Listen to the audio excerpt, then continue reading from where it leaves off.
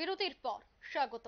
নির্বাচনের দিনক্ষণ ঘোষিত, এরই মধ্যে বিজেপির স্বপ্ন কাছাকাছি এসেও ভেঙে যেতে পারে। হ্যাঁ, ঠিক এই ভবিষ্যৎবাণী এবার করলেন প্রশান্ত কিশোর।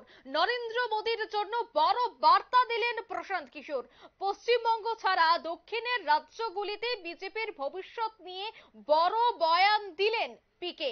অর্থাৎ কাছাকাছি এসেও আটকে যেতে পারেন মোদী সরকার।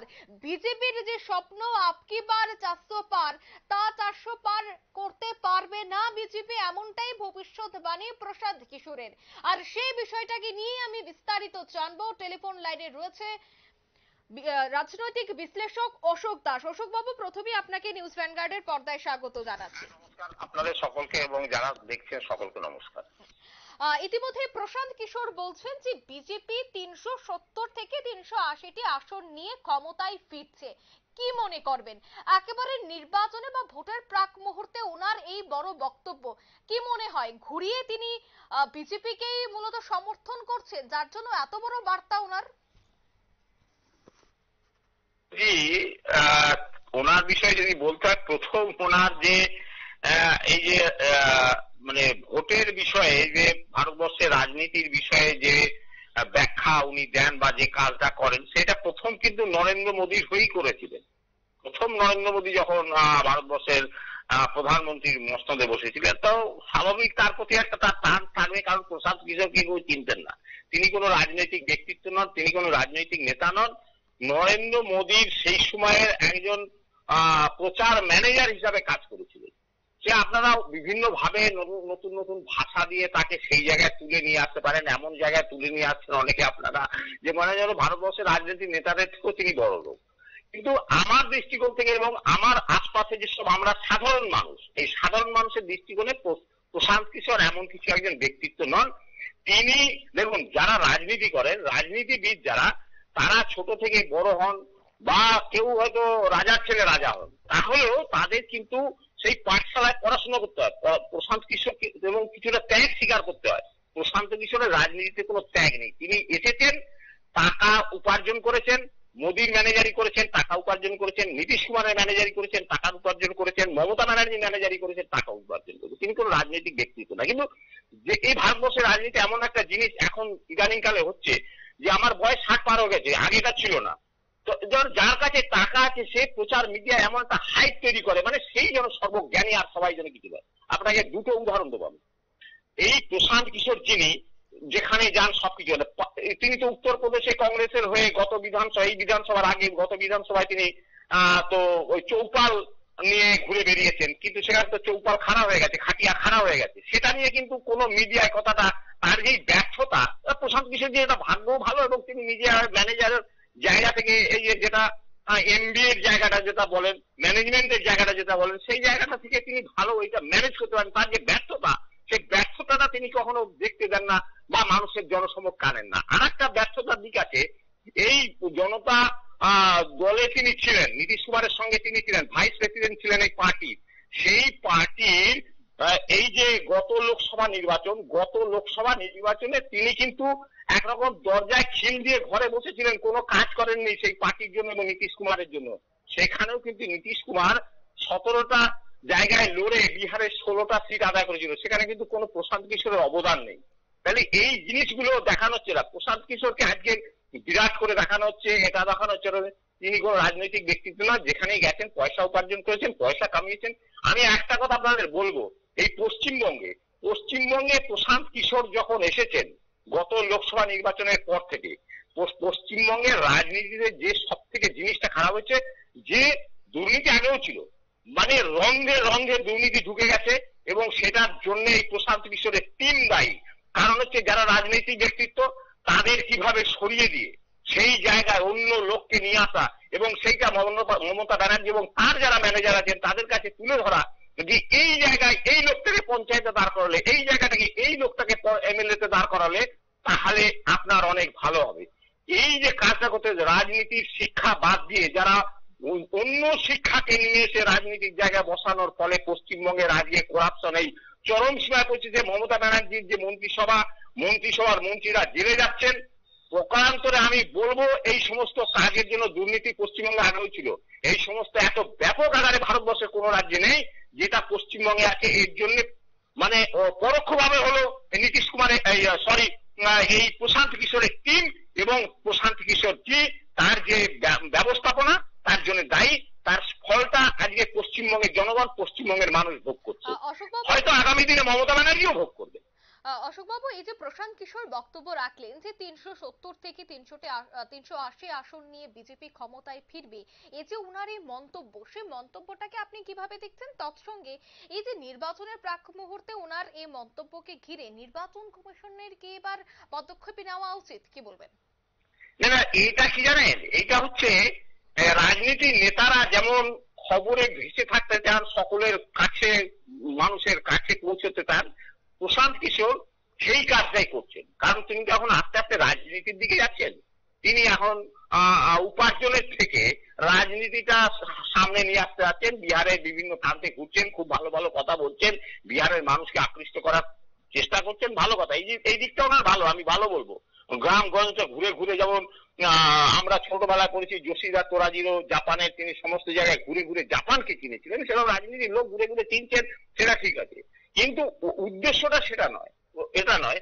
বলার উদ্দেশ্যটা ভেসে থাকা, রাজনীতিতে ভেসে থাকা, যে মানুষের কাছে না। প্রশান্ত কিশোর যে এইটা বলেছেন, আর এটা তো হবেই, কারণ যে প্রথমবারও নরেন্দ্র মোদী যে জিতেছিলেন, আমাদের একটা প্রবাদ বাক্য আছে, ঝড়ে বক মরে ফকিরের কেরামত বলে, সেবার নরেন্দ্র মোদী জিততেননি, প্রশান্ত কিশোর জেতাননি। আবার নীতিশ কুমার যেবার বিধানসভায় লোকসভায় হারলেন, মাত্র 2টো সিট পেলেন, আবার বিধানসভায় আসলেন, জিতে আসলেন, অনেক ভোট নিয়ে জিতে আসলেন। ওখানে যে জাতপাতের কম্বিনেশনটাকে ঠিকভাবে নীতিশ কুমার প্রতিষ্ঠিত করতে পেরেছিলেন, এবং যেখানে তিনি আলাদাভাবে লোকসভায় লড়েছিলেন, সেখানে তিনি একত্রে ভাবে সমস্ত জোট তৈরি করে লেগেছিলেন, যার জন্য লোকসভায় 2টো সিট পেয়েছিলেন, বিধানসভায় সংখ্যাগরিষ্ঠতা নিয়ে চলেছিলেন। এখানে প্রশান্ত কিশোরজির এই ভোট ম্যানেজারের কিছু ব্যাপার থাকে, এটা আলাদা কথা। সেটা উনি না হলে অন্য কেউ যদি ম্যানেজারের পোস্টে থাকে, সেটাও যদি দক্ষ লোক হন সেটা করতে পারেন। সেটার জন্য এত যেভাবে সারা ভারতবর্ষে ওনাকে বিরাট ভাবে ব্যাখ্যা হচ্ছে, উনি মানে এমন একজন ব্যক্তিত্ব যেন কখনো নীতিশ কুমারের সমালোচনা করছেন, কখনো নরেন্দ্র মোদীর সমালোচনা করছেন, কখনো কিছুদিন আগে মমতা ব্যানার্জির সমালোচনা উনি শুরু করে দিতেন। তাহলে এত বড় জায়গার উনি ব্যক্তি নন। আমি একজন সাধারণ একজন ভারতবর্ষের নাগরিক, আমার দৃষ্টিকোণ থেকে এবং আমার আশপাশে আমি অনেক, যেমন শুনুন এর ঘটনাচক্রে বলি, একদিন এই অ্যানেমার্গের বাড়িতে প্রশান্ত কিশোরজি ঠিক 2019-এর পার্লামেন্ট নির্বাচনের পরে আজকে যেমন সন্দেশখালীতে আগুন জ্বলছে, সেই দিনও সন্দেশখালীতে একজন খুব সম্ভবত একজন পুলিশের সিভিক ভলেন্টিয়ার মারা গিয়েছিলেন। ঠিক তারই 2 দিন পরে আমি পাটনাতে ছিলাম, ওই অ্যানেমার্গে নীতিশ কুমারের এই রাজ দরবারে আমার হাজিরা ছিল, সেখানে প্রশান্ত কিশোরজি ছিলেন, নীতিশ কুমারজি ছিলেন। তো আমাকে জিজ্ঞেস করলেন, অশোক দাসজি बंगाल का क्या खबर है? আমি বললাম, স্যার आप तो देख ही रहा है, बंगाल तो जल रहा है। তখন উনি একটা কথা বলেছিলেন, যেটা প্রশান্ত কিশোরজি গিয়া হ্যায় কুছ সুধারেগা। আমি একদম ডাইরেক্ট ওনার মুখের উপরে বলে দিয়েছিলাম, আমি নির্ভয় বলে দিয়েছিলাম যে প্রশান্ত কিশোরজি কিছু সুধারতে পারবেন না, কারণ আমি জানি মমতা ব্যানার্জি আর নীতিশ কুমার আসমান জমিন ফারাক, সেখানে সুধারতে পারবেন না, সুধারতে পারেননি। আজকে দেখা যাচ্ছে যেভাবে বিধানসভা নির্বাচনের ফলে যে হিন্দু এবং মুসলমানদের মধ্যে যে সৌভাগ্যের মধ্যে যে একটা ফাটল ধরেছে, এই ফাটলটা কিন্তু এরকম কোনোদিন ছিল না পশ্চিমবঙ্গে। সেটার জন্য কে দায়ী আমি বলবো না, মানুষ বিচার করবে। আর এই যে হিংসার রাজনীতি পশ্চিমবঙ্গে ছিল, কিন্তু এত ব্যাপক হিংসার রাজনীতি ছিল না, এত দুর্নীতি ব্যাপক ছিল না। সমস্ত দায়ী হচ্ছেন এই প্রশান্ত কিশোরের এই যে টিম, তারা যেভাবে ঘুরে ঘাড়ে টিম কাজ করেছে, তার জন্য একটা প্যারালাল সংস্থা কাজ করেছে, এবং প্যারালাল সংস্থাকে চালানোর জন্য প্রচুর টাকা লেগেছে। সেই টাকাটার উৎপাদনের জন্যই করাপশনটা এসছে পশ্চিমবঙ্গে, তার জন্য এত হানাহানি, এত বিদ্বেষ। এর জন্য পরোক্ষভাবে হলেও প্রশান্ত কিশোরজি দায়ী। অশোকবাবু, শেষবারের মতো একটা প্রশ্ন করছি, দক্ষিণে বিজেপির শক্তিটা কম বা দক্ষিণে বিজেপি দুর্বল, এটা প্রত্যেকেরই জানা। তৎসঙ্গে বাংলাতেও বিজেপি একটু দুর্বল রয়েছে, সেক্ষেত্রে নীতিশ কুমারের একটা বড় বার্তা যে বাংলায় বিজেপির উত্থান, তৎসঙ্গে দক্ষিণেও নাকি বিজেপির উত্থান। আপনি একজন রাজনৈতিক বিশ্লেষক, আপনার মতে কি মনে হয় দক্ষিণ এবং বাংলায় বিজেপি কতটা আসন নিতে পারে বা পরিস্থিতিটা কেমন হতে পারে? দেখুন, পশ্চিমবঙ্গে তো সন্দেশখালীর ঘটনা নিয়ে একটা ব্যাপক সারা পশ্চিমবঙ্গে না সারা ভারতবর্ষে একটা আলোড়ন হয়েছে। যেভাবে মহিলাদের উপরে যেভাবে তাদের উপরে ঘটনাগুলো ঘটে গেছে পরের পর, সেটা যখন জনসম্মুখে এসছে, এর ফলে মমতা ব্যানার্জির সরকারের প্রতি এবং মমতা ব্যানার্জির খুদ নেতৃত্বের প্রতি একটা মানুষের অনাস্থার জায়গা এসেছে, এটা কোনো সন্দেহ নেই। এই জায়গাটা মমতা ব্যানার্জি যদি এইবার ভোটে সেটা যে ম্যানেজ করতে পারেন দক্ষ প্রশাসক হিসাবে, দক্ষ নেত্রী হিসাবে, তাহলে ভালো, না হলে তো তার এই জায়গাটা তো মাইনাস হবেই। এটার জন্য কোনো বিশ্লেষকের প্রয়োজন হয় না, এটার জন্য প্রশান্ত কিশোর বললেই হবে, আর প্রশান্ত কিশোর না বললে হবে, আর না বললে হবে না, এমন কোনো ঘটনা নয়। আর দক্ষিণের কথা বলছেন, দেখুন দক্ষিণে ভারতীয় জনতা পার্টি দুর্বল আছে, দক্ষিণের রাজনীতিটা অন্যরকম।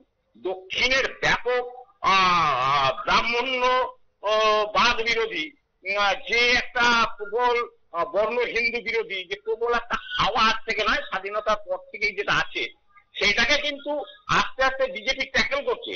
ট্যাকেল করে জাতপাতের জায়গা থেকে তারা কিন্তু হিন্দুত্বের জায়গায় নিয়ে যাওয়ার চেষ্টা করছে।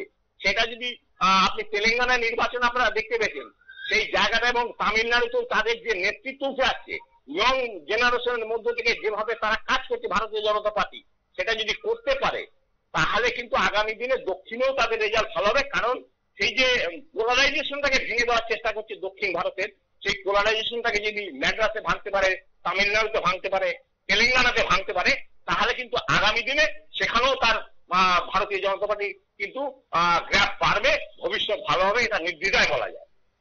কারণ তার একটা কারণ আছে, কারণ একটা সেখানে যে পরিবারবাদী, আপনি ম্যাড্রাসে বলুন, আপনি অন্ধ্রপ্রদেশে তেলেঙ্গানাতে বলুন, সেখানে যারা যারা আজকে শাসন ক্ষমতা আছেন সকলেই পরিবারবাদী।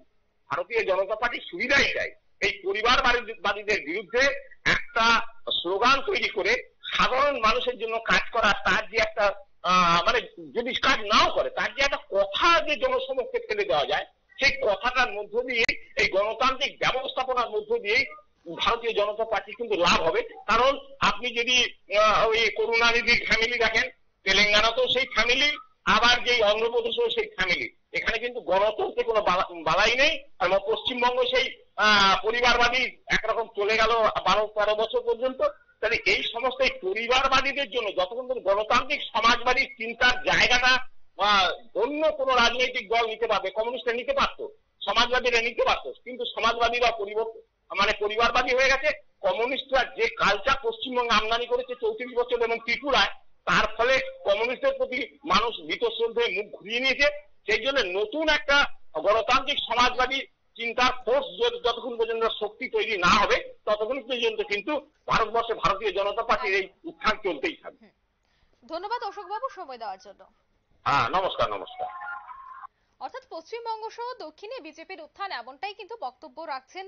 এবং প্রশান্ত কিশোর, তাকে কেন্দ্র করে রাজনৈতিক মহলে আবারও জল্পনা যে 370 থেকে 380টি আসন যদি বিজেপি নিয়ে যায় তবে তো বিজেপির জয়। এবং সেই কথাটি কেনই বা প্রশান্ত কিশোর বলছেন, সে নিয়েই কিন্তু মূলত প্রশ্ন।